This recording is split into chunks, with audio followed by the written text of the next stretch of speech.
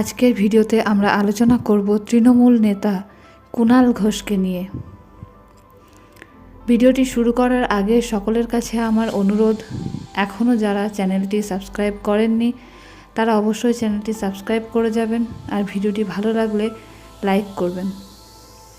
44 বছর বয়সী তৃণমূল নেতা কুণাল ঘোষ মোট কত সম্পত্তির মালিক, তার স্থাবর এবং অস্থাবর সম্পত্তির মধ্যে কি কি রয়েছে সে বিষয় নিয়ে আলোচনা করব আজকের ভিডিওতে।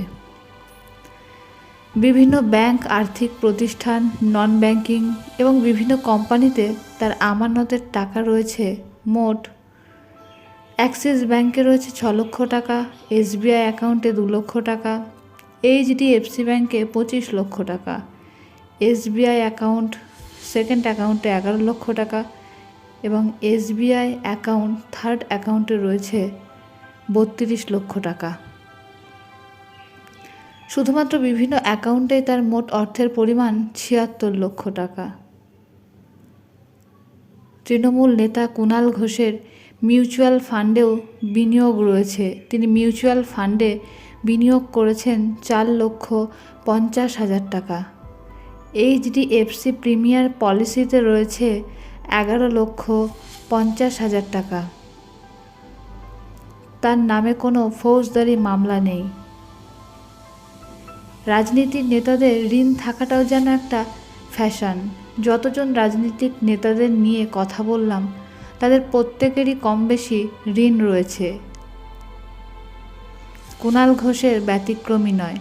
ঋণের পরিমাণটা কম হলেও ঋণ ঠিকই রয়েছে। কুণাল ঘোষের মোট সম্পত্তির তুলনায় ঋণটা অতি সামান্য একটা ব্যাপার।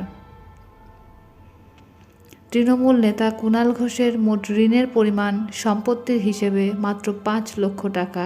এবার বলি তার মোট সম্পত্তির পরিমাণ কত।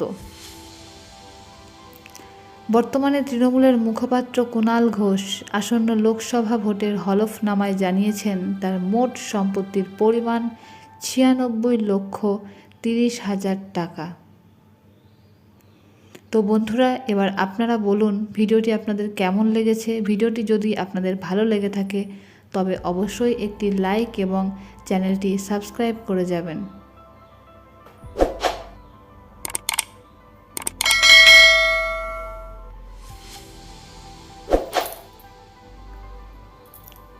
সকলকে অনেক অনেক ধন্যবাদ।